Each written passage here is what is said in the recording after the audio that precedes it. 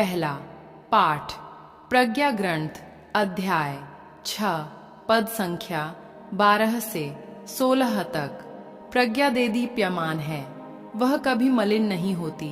जो लोग उसे प्यार करते हैं वे उसे सहज ही पहचानते हैं। जो उसे खोजते हैं वे उसे प्राप्त कर लेते हैं। जो उसे चाहते हैं वह स्वयं आकर उन्हें अपना परिचय देती है। जो उसे खोजने के लिए बड़े सबेरे उठते हैं उन्हें परिश्रम नहीं करना पड़ेगा। वे उसे अपने द्वार के सामने बैठा हुआ पाएंगे। उस पर मनन करना बुद्धिमानी की परिपूर्णता है। जो उसके लिए जागरण करेगा वह शीघ्र ही पूर्ण शांति प्राप्त करेगा। वह स्वयं उन लोगों की खोज में निकलती है जो उसके योग्य है। वह कृपा पूर्वक उन्हें मार्ग में दिखाई देती है और उनके प्रत्येक विचार में उनसे मिलने आती है। यह प्रभु की वाणी है। ईश्वर को धन्यवाद। दूसरा पाठ थेसलनीकियों के नाम संत पौलुस का पहला पत्र अध्याय 4 पद संख्या 13 से 18 तक। भाइयों, हम चाहते हैं कि मृतकों के विषय में आप लोगों को निश्चित जानकारी हो। कहीं ऐसा ना हो कि आप उन लोगों की तरह शोक मनाएं जिन्हें कोई आशा नहीं है। हम तो विश्वास करते हैं कि ईसा मर गए और फिर जी उठे। जो ईसा में विश्वास करते हुए मरे, ईश्वर उन्हें उसी तरह ईसा के साथ पुनर्जीवित कर देगा। हमें मसीह से जो शिक्षा मिली है उसके आधार पर हम आपसे यह कहते हैं, हम जो प्रभु के आने तक जीवित रहेंगे मृतकों से पहले महिमा में प्रवेश नहीं करेंगे। क्योंकि जब आदेश दिया जाएगा और महादूत की वाणी तथा ईश्वर की तुरही सुनाई पड़ेगी, तो प्रभु स्वयं स्वर्ग से उतरेंगे। जो मसीह में विश्वास करते हुए मरे वे पहले जी उठेंगे।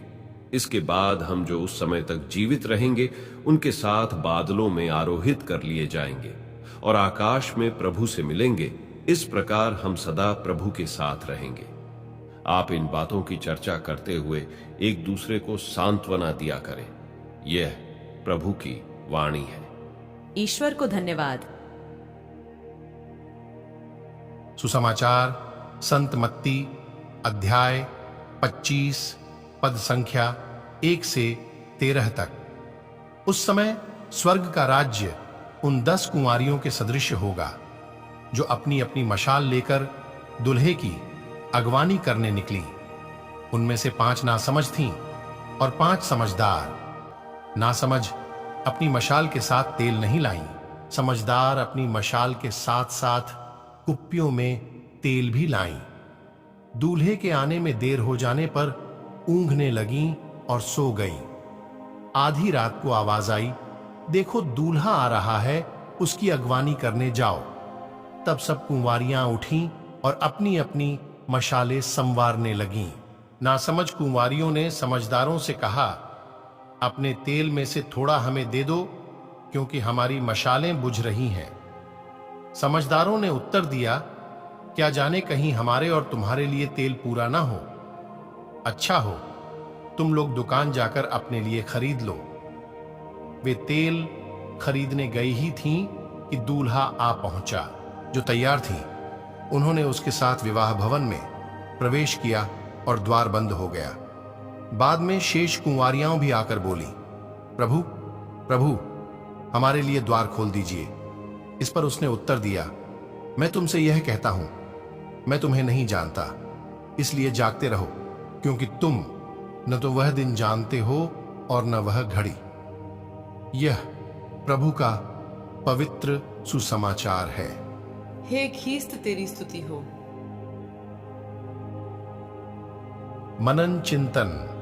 हमेशा तैयार रहने का क्या फायदा है।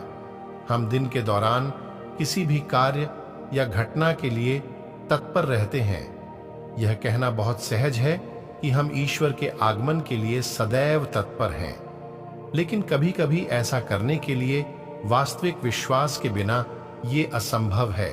हम आसानी से फिर से पाप करने के लिए प्रोत्साहित हो जाते हैं।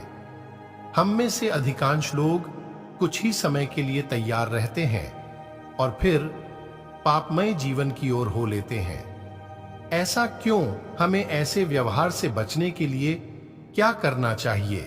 पवित्र मिस्सा बलिदान में हमारी उपस्थिति के माध्यम से, हमारी प्रार्थनाओं के माध्यम से, ईश्वर के वचन को पढ़ने के माध्यम से हम निरंतर यीशु की संगति में रह सकते हैं।